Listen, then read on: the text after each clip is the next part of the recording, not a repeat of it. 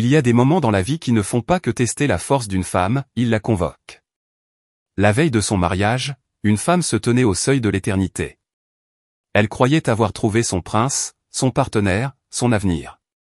Mais le destin avait d'autres projets et des projets qu'elle n'a jamais demandés, mais qu'elle rencontrerait un feu forgé dans la trahison. Et si la personne en qui vous avez le plus confiance vous utilisait simplement? Et si tout, chaque baiser, chaque promesse, chaque murmure, je t'aime, n'était rien de plus qu'un geste calculé dans un jeu bien plus sombre? Ce n'est pas seulement l'histoire d'un engagement rompu. C'est le réveil d'une femme qui a transformé sa douleur en pouvoir, qui a marché dans l'allée non pas pour dire « oui », mais pour livrer un jugement si précis qu'il a laissé un héritage derrière elle. Dans l'histoire d'aujourd'hui, nous n'explorons pas seulement la vengeance, nous éliminons les couches de tromperie, de résilience et de renaissance. Un voyage de l'humiliation à la guérison, des illusions brisées à la vérité inébranlable. Restez avec moi, car ce qui a commencé comme un chagrin deviendra bientôt un modèle pour toutes les femmes qui ont jamais été sous-estimées. Avant de commencer, je veux prendre un moment pour remercier chacun d'entre vous d'avoir fait partie de cet incroyable voyage. Si vous appréciez ces histoires d'autonomisation, pensez à vous abonner. C'est entièrement gratuit et nous aide à construire cette incroyable communauté. Allons-y. Il y a une sorte de silence qui tombe avant que l'âme ne se brise. Ce n'est pas bruyant. Ça ne crie pas. Cela change simplement, et dans cette immobilité, la vérité se révèle, non pas comme un murmure, mais comme un rugissement qui change tout. Sophia Grant croyait l'avoir trouvé pour toujours. Harrison Montgomery était l'homme que toute femme serait fière d'épouser, élégant, intelligent, héritier d'un empire commercial avec un nom de famille qui pouvait ouvrir toutes les portes de la ville. Mais plus encore, il savait comment la faire se sentir choisie, vue, protégée.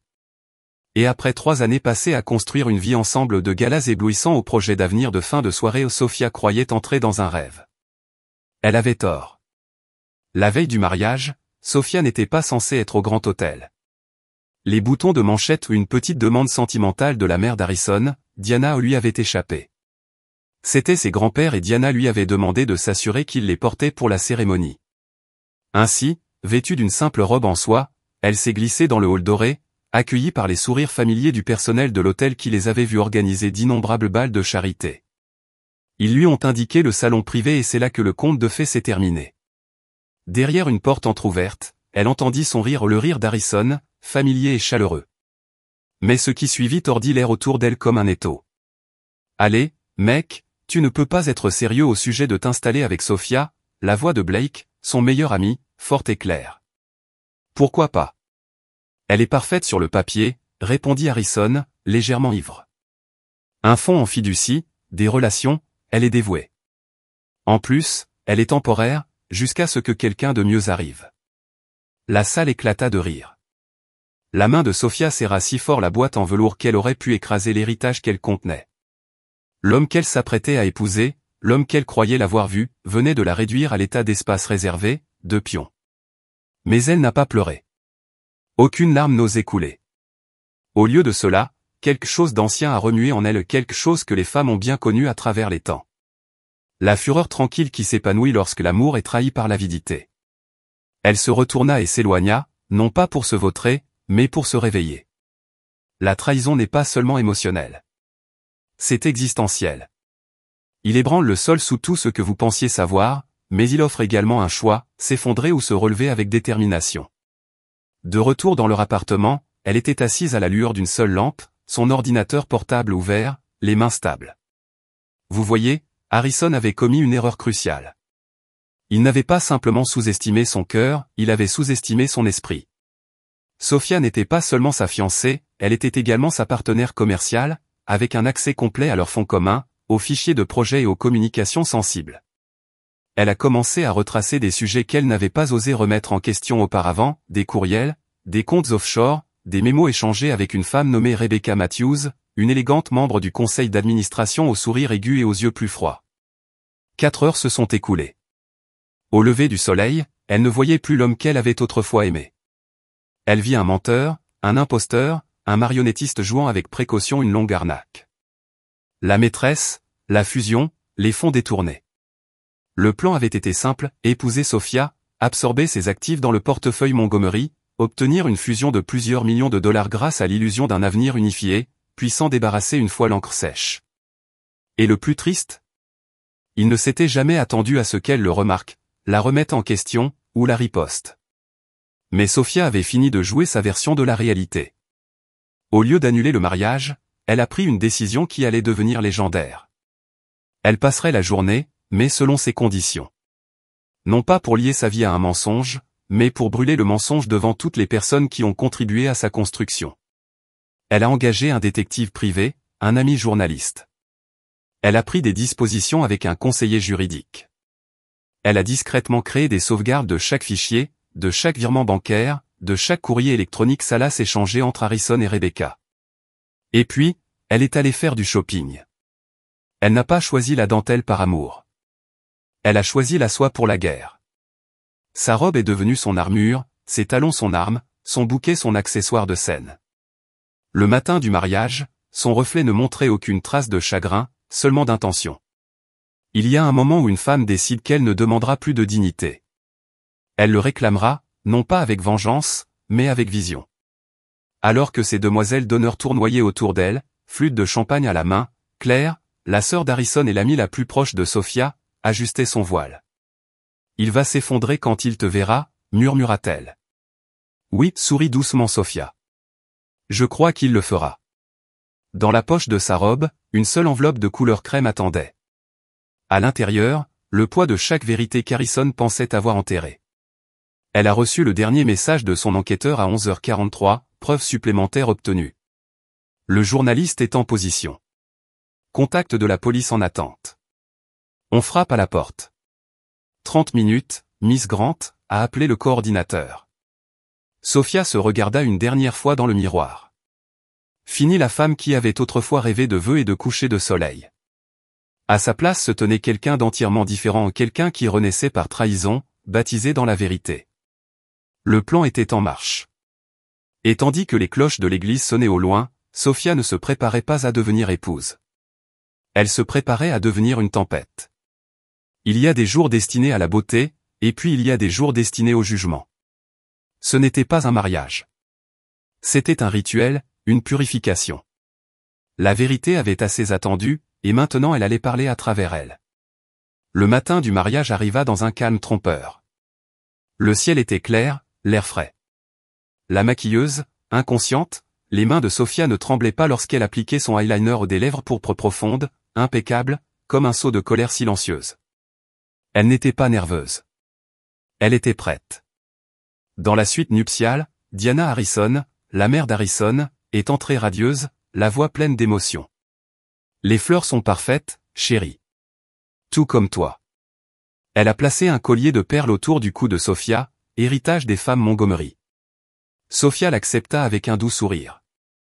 Merci, Diana. Tu as été plus une mère pour moi que je ne l'aurais jamais espéré. Et elle le pensait vraiment. Mais la journée n'était plus placée sous le signe de l'affection. Il s'agissait de vérité. Claire l'embrassa sur la joue, ajustant son voile avec la fierté de sa sœur. Les demoiselles d'honneur voltigeaient comme des papillons couleur champagne, ignorant que l'autel de la cathédrale allait bientôt devenir un champ de bataille. Tout, chaque geste, chaque regard était le prélude à quelque chose qu'ils ne voyaient pas venir. Dans le vestibule silencieux derrière les portes de l'église, Sophie se tenait seule. La musique avait commencé le canon de Pachelbel, la chanson même qu'ils avaient choisie ensemble lors d'un dimanche après-midi paresseux, pieds nus et riant. Mais maintenant, c'était comme un requiem. Son téléphone sonna une dernière fois. Photographe sur place. Reporter prêt. Police en attente. Sofia expira lentement. L'enveloppe, épaisse de papier et de justice, reposait contre elle. La lame cousue à la cuisse cachée dans la doublure de sa robe où elle ne tremblait pas.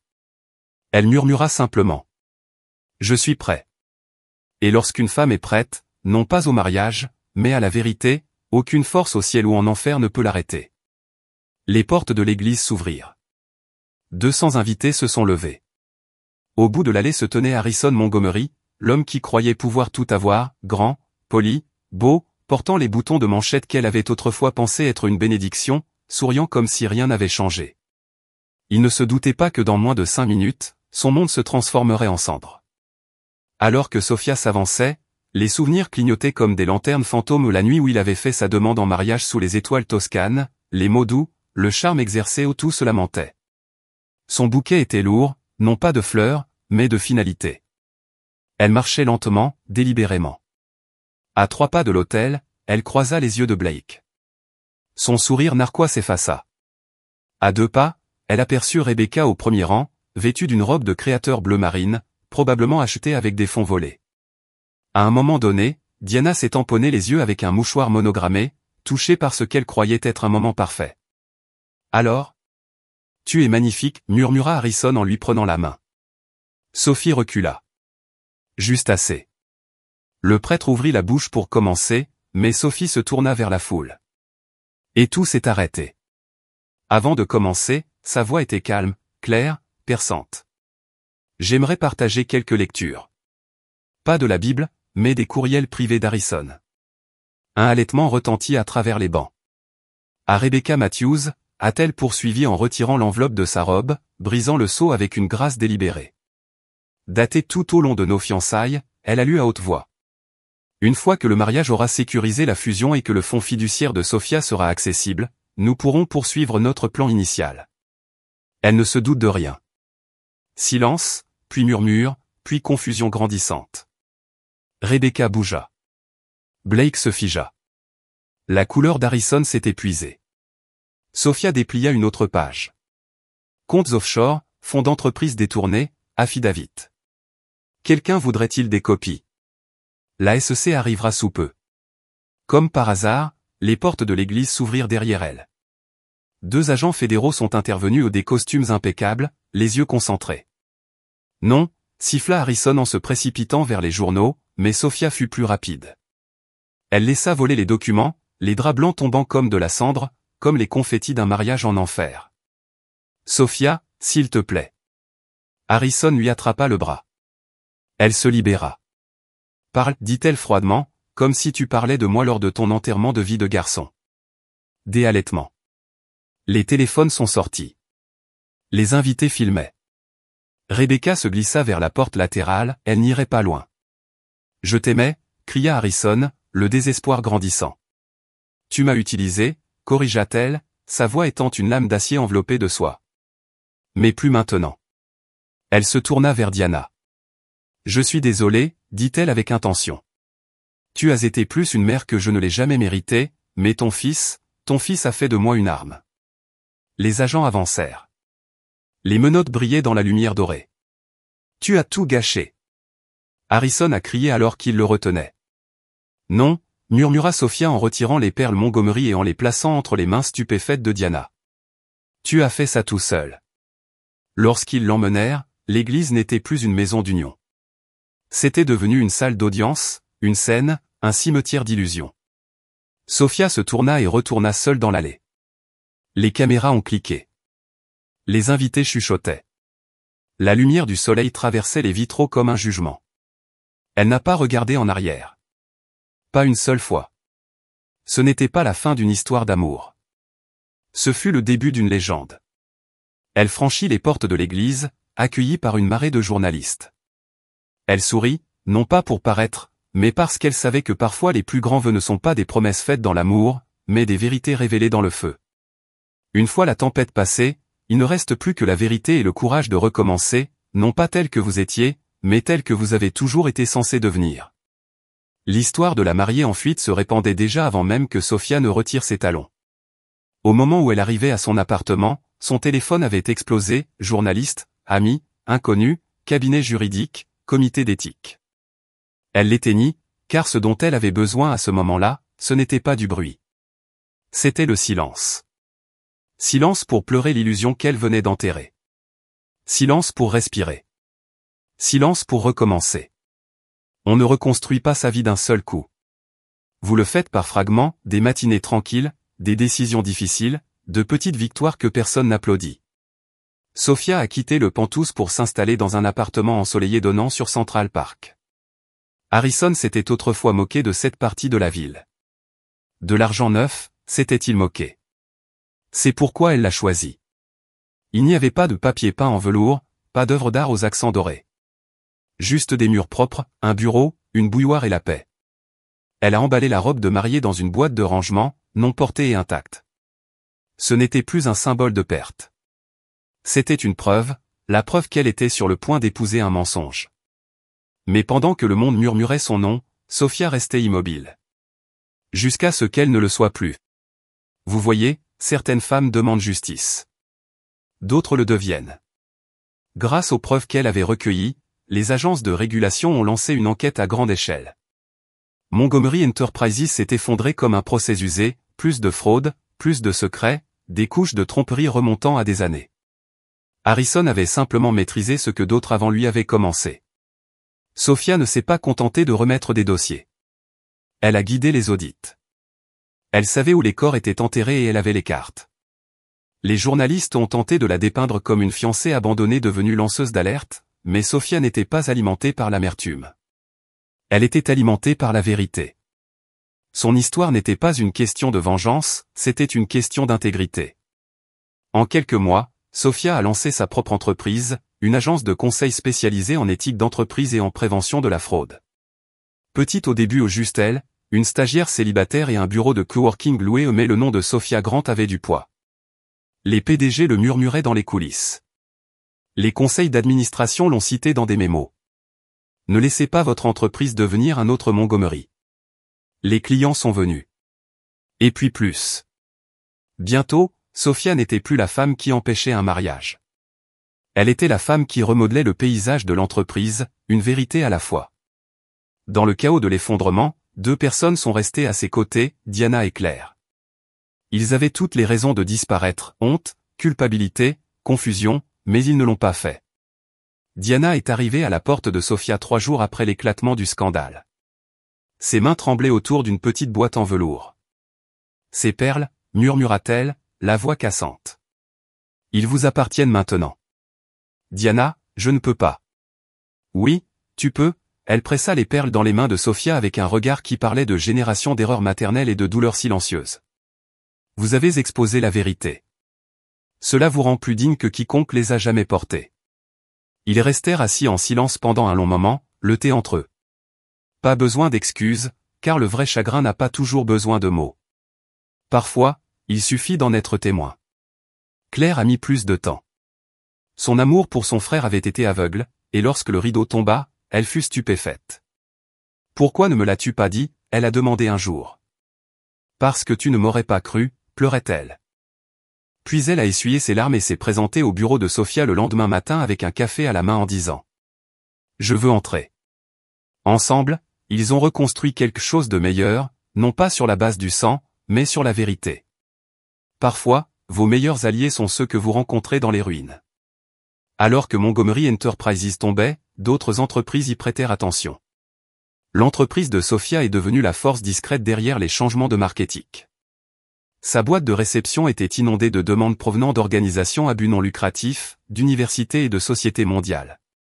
Les médias ont toujours adoré le extrait sonore, la mariée qui a fait tomber une dynastie. Mais Sophia avait dépassé ce moment depuis longtemps. Elle ne voulait pas qu'on se souvienne d'elle pour une sortie dramatique. Elle voulait qu'on se souvienne d'elle pour ce qui allait suivre. Un mois après le mariage, une lettre est arrivée. Écrit à la main, taché d'encre, sans adresse de retour de la grand-mère d'Harrison. 3 pages de souvenirs et de gratitude. Vous avez fait ce qu'aucun de nous n'avait le courage de faire, a-t-elle écrit. Vous avez sauvé l'âme des Montgomery.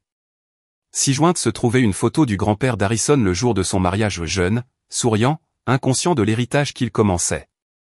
Sophia a conservé la photo, non par sentimentalité, mais pour rappel, le charme n'est pas un caractère, la lignée n'est pas l'intégrité et l'amour sans respect est une manipulation habillée de dentelle. Les mois passèrent. Le nom de Sophia est devenu synonyme de réforme éthique. Son histoire a été enseignée dans les écoles de commerce, citée dans les salles de conférences, murmurée lors des formations RH. Mais pour elle, il n'a jamais été question de gloire. Il s'agissait de liberté ou du mensonge qu'elle a failli épouser, de l'illusion qu'elle a failli devenir, de l'homme qui l'a considérée comme un tremplin et a fini par être la pierre même qu'elle a franchie pour atteindre son objectif. Reconstruire ne signifie pas oublier. Cela signifie se réapproprier. La femme qui tenait autrefois une boîte de boutons de manchette tenait désormais des réunions avec des dirigeants internationaux. La femme qui se tenait autrefois humiliée devant l'autel se tenait désormais derrière les podiums, enseignant aux autres comment voir à travers les sourires qui cachent les empires bâtis sur le sable. Et dans cette transformation se trouvait le pouvoir pas bruyant, mais profond, mérité et totalement inébranlable. Il arrive un moment, après l'incendie, après la chute, où le silence ne semble plus vide.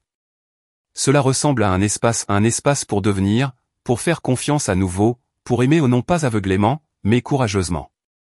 Sophia ne cherchait pas l'amour. Elle y avait déjà survécu. Elle en avait ressenti la forme la plus venimeuse, celle qui sourit en vous utilisant, celle qui enveloppe sa cruauté dans des roses et du champagne, celle qui s'appelle pour toujours en planifiant sa sortie. Non, elle ne regardait pas. Mais parfois, l'amour vous trouve, non pas lorsque vous êtes ouvert, mais lorsque vous êtes honnête. Tout a commencé par une conférence à la Colia Business School où une mère de costumes impeccables, Dieu curieux et de preneurs de notes avides de sagesse. Sophia se tenait devant eux, pas comme une victime non pas en tant qu'ancienne épouse mais en tant qu'enseignante, architecte de la résilience éthique. Elle parlait de système, de manipulation du pouvoir, mais aussi de rédemption, car elle l'avait vécu de l'intérieur. À la fin de la conférence, une voix au premier rang a posé une question mesurée, réfléchie, précise: comment apprendre aux dirigeants à repérer la tromperie lorsqu'elle s'habille de succès? Elle baissa les yeux. Le professeur Marcus Chin, professeur invité de Stanford, avait une présence tranquille et des yeux calmes. Plus tard dans la soirée, ils se sont retrouvés dans le même coin de la réception de réseautage. Il n'a pas flatté. Il n'a pas sondé. Il a posé de vraies questions sur l'impact, sur l'héritage, sur ce qui a suivi le scandale. Votre expérience, a-t-il déclaré, pourrait changer complètement la façon dont nous enseignons l'éthique. Envisageriez-vous de co-construire un programme d'études? Sophia a accepté, mais seulement professionnellement au début. L'amour né de la vérité ne se précipite pas, il écoute, il attend, il respecte les blessures qu'il n'a pas causées. Leur collaboration était électrique, non pas en feu d'artifice, mais en clarté. Le café s'est transformé en réunion, les réunions se sont transformées en promenades, les promenades se sont transformées en dîners qui se sont prolongés jusque tard dans la nuit. Les idées dansaient entre eux comme des étincelles sur la page. Sophia se retrouva à sourire, non pas parce que quelqu'un la regardait, mais parce qu'elle était en sécurité. Marcus n'a jamais essayé de la sauver, il se tenait simplement à côté d'elle. Claire l'a remarqué en premier, il vous regarde comme si vous étiez un phare, la taquina-t-elle un jour non pas pour posséder, mais pour apprendre. Diana a accepté, vous méritez quelqu'un qui voit votre force et qui n'est pas menacé par elle. Mais Sophia n'était pas prête à ouvrir cette porte. Jusqu'à une nuit, sous les chênes voûtés de Central Park, elle a tout raconté à Marcus. Pas les gros titres, pas le drame de la salle d'audience, mais la vérité douce et brisée d'aimer quelqu'un qui l'a utilisé. Il a écouté sans interruption, sans jugement, juste sa présence. Et quand elle a fini, il a simplement dit « Merci de m'avoir fait confiance ». Pas de promesses, pas de pression, juste la vérité. Et c'est comme ça que tout a commencé. L'amour réinventé n'est pas une question de grands gestes. Il s'agit d'une endurance tranquille, d'un devenir mutuel, d'un choix de la vérité ensemble, encore et encore. Le romance était stable, enraciné dans le respect, arrosé par un objectif commun. Sophia a continué à développer son cabinet de conseil. Marcus a publié des essais sur l'éthique moderne, citant son cas non pas comme un scandale mais comme un tournant dans l'histoire de l'entreprise. Ensemble, ils ont enseigné, voyagé, construit et finalement, ils ont aimé. Le mariage, quand il a eu lieu, était simple. Pas de cathédrale, pas de presse, pas d'hôtel de la tromperie. Au lieu de cela, une cérémonie baignée de soleil dans les jardins botaniques, où ils avaient autrefois présenté leur programme d'éthique sous de grands arbres et de doux rires. Diane a pleuré. Claire trinqua avec fierté. La moitié des étudiants des écoles de commerce colombiennes étaient présents, d'anciens étudiants qui avaient été témoins non seulement d'une romance, mais d'une réinvention. Et quand est venu le temps des vœux, Marcus n'a pas promis la perfection. Je ne peux pas jurer de ne jamais faiblir, a-t-il déclaré, mais je jure de ne jamais cacher la vérité. La vôtre, la mienne, la nôtre. Les vœux de Sophia étaient simples, l'amour n'est pas une question de protection. C'est une question de partenariat, et je jure de ne plus jamais m'y perdre. La Fondation Montgomery a depuis renaît. Désormais, sa mission était différente, promouvoir l'éthique des entreprises, la transparence et l'érudition des lanceurs d'alerte. Claire gérait les opérations. Programme financé par Diana. Sophia a prêté son nom, non pas pour son ego, mais pour son évolution. Les perles, les mêmes que celles que la mère d'Harrison lui avait offertes, reposaient désormais dans la vitrine en verre de la fondation, non pas comme un gage de tradition, mais comme un symbole de transformation. La rédemption ne consiste pas à effacer le passé, il s'agit de se tenir à ses côtés et de choisir différemment. L'entreprise de Sophia s'est développée, New York, Londres, Singapour. Il ne se contentait pas de prévenir la fraude, il réinventait le leadership lui-même. Et pourtant, elle a enseigné, racontant son histoire non pas comme un avertissement mais comme un appel à l'éveil. Un soir, alors qu'il rentrait chez eux à pied dans le bourdonnement tranquille de la ville, Marcus s'arrêta sous les arbres éclairés par les lampes. « Tu sais ce qui m'étonne ?» il a demandé. « Quoi ? » « Que tu es toujours ouvert à l'espoir, à la lumière, même après les choses les plus sombres. » Sophie sourit. « Parce que l'obscurité ne gagne pas quand on la craint. Elle gagne quand on oublie comment voir. » Ils s'embrassèrent sous les branches, non pas pour sceller une promesse, mais pour honorer une vérité. L'amour, dans sa forme la plus véritable, ne consiste pas à être choisi. Il s'agit d'être vu. La guérison n'est pas bruyante. Cela ne nécessite pas d'applaudissements. Parfois, cela ressemble à une conversation tranquille derrière les murs d'une prison. Parfois, cela ressemble à deux femmes marchant en silence, se souvenant de différentes manières de l'homme qu'elles ont toutes deux perdu. 18 mois s'étaient écoulés depuis le mariage, ce qui n'était pas le cas. La vie de Sophia était méconnaissable, non pas à cause de sa renommée, ni à cause des gros titres des journaux, mais parce que la paix avait pris racine en elle.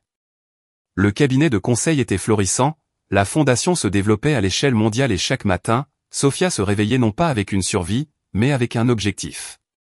Puis un jour, un message inattendu arrive, une demande d'Harrison. Il voulait la voir. La fermeture est une chose particulière. Cela ne vient pas des excuses. Cela vient du fait d'être prêt, de savoir que votre vérité ne tremble plus en présence de quelqu'un d'autre. Diana et Claire étaient prudentes. Tu ne lui dois rien, prévint Diana. Il a changé, proposa Claire. Mais cela ne veut pas dire que tu dois y aller. Mais Sophia savait que cette réunion n'était pas pour Harrison. C'était pour elle d'être témoin face à face de ce qui se passe lorsqu'un mensonge est privé de son pouvoir. Voir l'homme qui a orchestré sa chute non pas comme un monstre, mais comme le miroir de ce qu'il ne faut pas devenir. Elle a accepté. La prison était froide, banc métallique, écho de pas et lumière fluorescente. Harrison était assis de l'autre côté du verre vieilli, plus mince, l'arrogance raffinée avait disparu. Il se leva lorsqu'elle entra, ne sachant pas quoi dire. « Merci d'être venu. » Sophia s'assit, silencieuse, immobile. « Pourquoi voulais-tu me voir ?» Il baissa les yeux sur ses mains, les mêmes mains qui tenaient autrefois les siennes à la lumière des étoiles, les mêmes mains qui écrivaient des courriels pour la remplacer. Maintenant, il tremblait légèrement.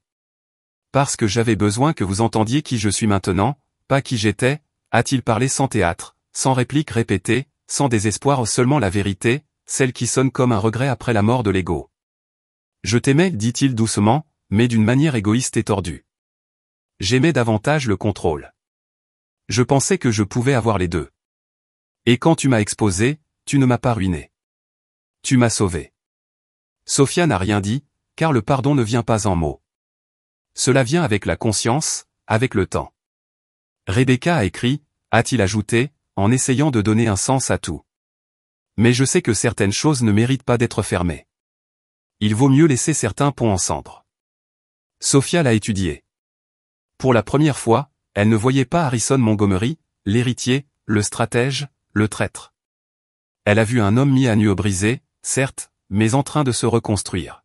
« Demandez-vous pardon ?» a-t-elle finalement demandé. Il secoua la tête. « Non, je te demande de savoir que tu avais raison. » C'était suffisant, car la clôture ne consiste pas à réconcilier le passé. Il s'agit de récupérer votre pouvoir sur lui. Sophia se leva pour partir. La veille du mariage, Harrison l'a appelée. « C'est à ce moment-là que tu as su ?» Elle fit une pause, se tourna. « Non. C'est juste à ce moment-là que j'ai enfin écouté ce que j'avais toujours su. » Et puis elle est partie, non pas en colère, mais en liberté. Il n'y a pas de victoire dans la vengeance. Il n'y a de pouvoir que dans la vérité, et la paix qui vient lorsque la vérité n'a plus peur de respirer. Diana attendait dans la voiture. Comment ça s'est passé? C'est fini, répondit Sofia, la voix ferme. Pas parce qu'il a changé, mais parce que moi l'ai changé.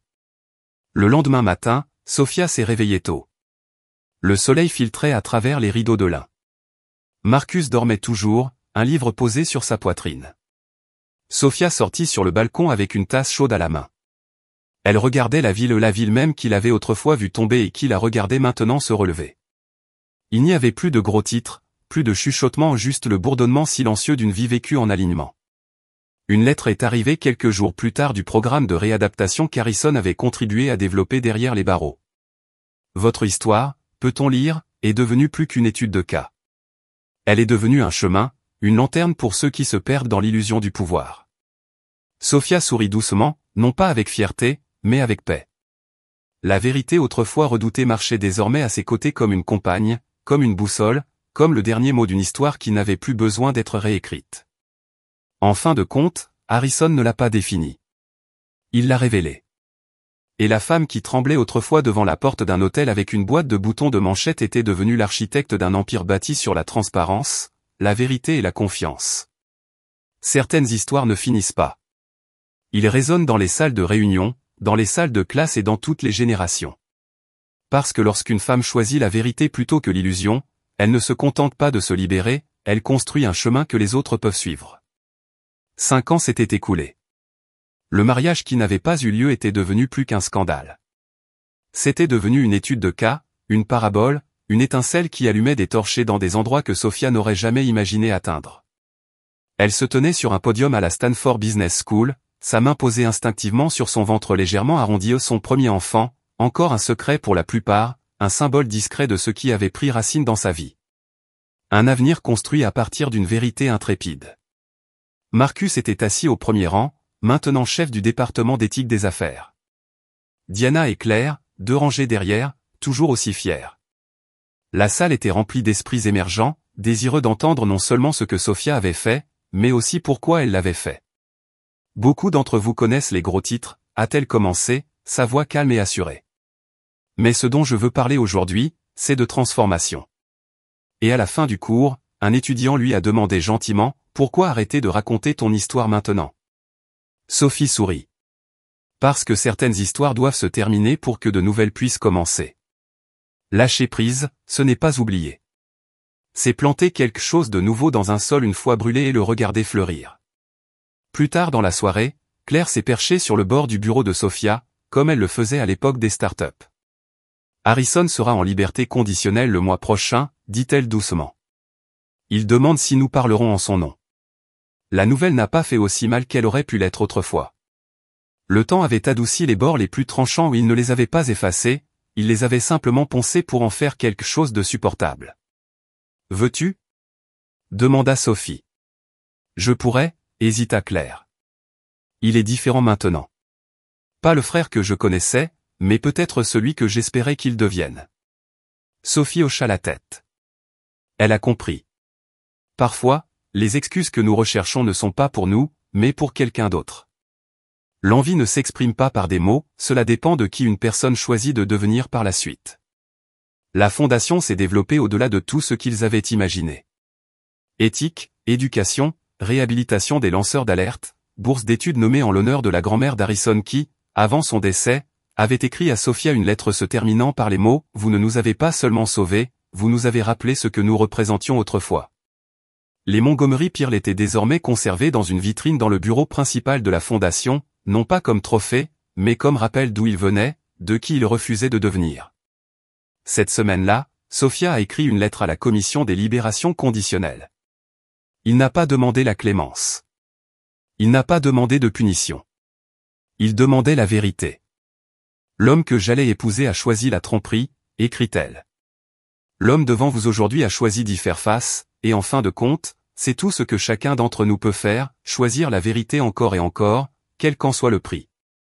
La guérison devient un héritage lorsque vous l'utilisez pour protéger les autres du feu qui vous brûlait autrefois. Lors du gala de la fondation cette année-là, Sofia se tenait aux côtés de Marcus sous les mêmes lustres en cristal où son histoire avait commencé au Grand Hôtel. « Tu penses à cette nuit, n'est-ce pas » demanda-t-il en lisant son silence. « Oui, sourit-elle, mais pas avec regret. Parce que cette nuit ne l'avait pas ruinée, cela l'avait révélé. Leur amour n'avait jamais eu besoin de faire ses preuves. Cela se voyait dans les petites choses, les petits matins, la façon dont il ne l'interrompait jamais lorsqu'elle construisait une idée, la façon dont elle n'éprouvait aucune crainte en lui disant toute la vérité. L'amour était devenu ce qu'il aurait toujours dû être, un partenariat, pas une performance. Alors qu'il se balançait au son d'une musique douce, Diana leva son verre pour porter un toast silencieux. Claire le suivit. Il n'avait pas besoin de prononcer ces mots. Sophia le savait déjà. Parfois, la famille que vous gagnez grâce à une trahison est plus forte que celle dans laquelle vous êtes né. Le dernier chapitre s'est déroulé non pas sous les applaudissements, mais dans la paix. Par une chaude soirée, Diana les a invités à dîner. La raison fit réfléchir Sophia. Harrison a été libéré sous condition, a-t-elle déclaré. Il veut parler correctement à tous ceux qui ont été blessés. De toute évidence, Sophia a accepté au non par obligation, mais parce que quelque chose en elle s'était installé. À leur arrivée, Grace, sa fille âgée de seulement 8 mois, dormait dans son siège auto, ignorant l'histoire qui tourbillonnait autour d'elle. Claire les accueillit avec des yeux pleins d'espoir. À l'intérieur, Harrison se tenait non pas comme un héritier, ni comme un prince déchu, mais simplement comme un homme usé, adouci, humilié. Il leur a parlé sans excuse, sans bravade, juste la vérité. La plus grande chose que Sophia m'ait jamais donnée n'était pas la visibilité. C'était l'invitation à devenir quelqu'un de meilleur. Au dessert, il a demandé s'il pouvait rencontrer Grace. Sophia hésita, puis acquiesça.